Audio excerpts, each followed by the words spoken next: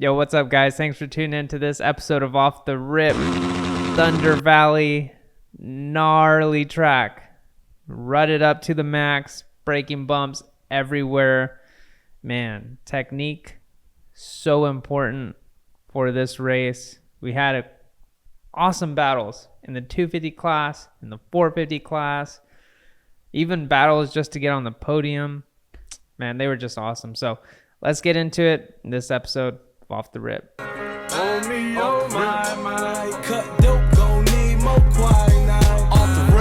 All right, let's kick it off with the wild moments.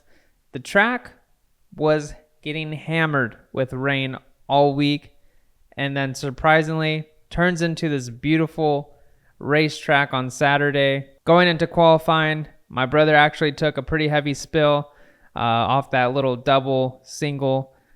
Slipped out, hit his head pretty hard, got a concussion. Hope he heals up. Aaron Plessinger, what the heck? What is he on? Dude, he came out swinging in Thunder Valley. He gave Jet a run for his money that first moto. Passed Jet, but Jet got around him, but just still crazy. 250 class, we saw Julian Beaumer, Juju, go over the bars, got the bike stuck on top of him. And then the biggest blow of the day, Hayden Deegan.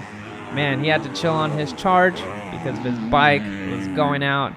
So he's no longer having a perfect season. He goes 2-2 on the day. But moving on, 450 Moto 2, Eli Tomac. We did not get to see what Beast Mode had in store for Jet because he rushed that corner, tucks the front, and that was it. And then 250 Moto 2, Avery Long comes out swinging, running up front with the big boys. But unfortunately, he has bike issues as well. Engine dies on him. Wasn't able to get a good result. But the Honda boys go 1-1 in both classes. So Honda just killed it. If you ride red, you know the rest. But yeah, those are all the wild moments from Thunder Valley. So Thunder Valley really catered to the riders who are very technically sound, who are just disciplined with their technique. And we saw that in both classes. We saw Hayden Deegan versus Chance Hymas, and we saw Jet Lawrence versus Eli Tomac. Hayden more just on the throttle. He's just like Tomac in a way, just kind of bulldogging, wide open, versus Jet and Chance are very precise, very smooth. When you're more just like kind of wide open and not really caring, more carefree, just bulldogging, you're going to make those mistakes. And with the long ruts at Thunder Valley, that's where you're going to lose time. And unfortunately for the Yamaha boys, that's where they lost time to the Honda guys.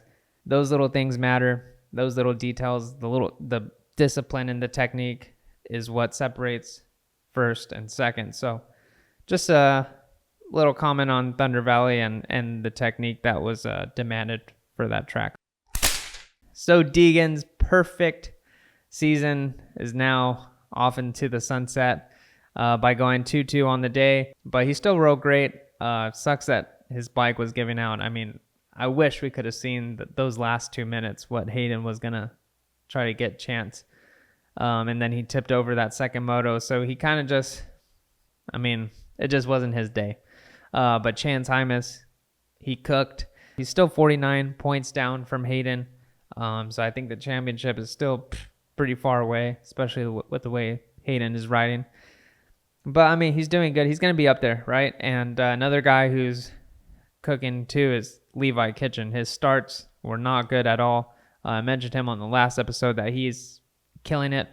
But if he can just get better starts, he will be up at the front challenging both Hayden and Chance Hymas. So those 250 guys definitely had a gnarly track. So rutted since they were second. But man, super awesome racing. I mean, just watching Levi and Joe at the very end of that second moto was just so sick to watch, and seeing them just go for it, that was pretty cool. Before I forget, the Australian, the kid, Caden Manier, makes his pro debut. He ends up 16th overall on the day. I'm interested to see what this kid does while he's here in the States and to see if he sticks with the amateur program or goes pro, because he did put on a pretty good ride for his first ever race in the pro ranks. So he might stick it through. So we'll have to wait and see what he does. But yeah, okay. Now let's get into the 450s. Eli Tomac, I don't think he should be bummed. I mean, he was right there with Jet, but unfortunately, he made that mistake.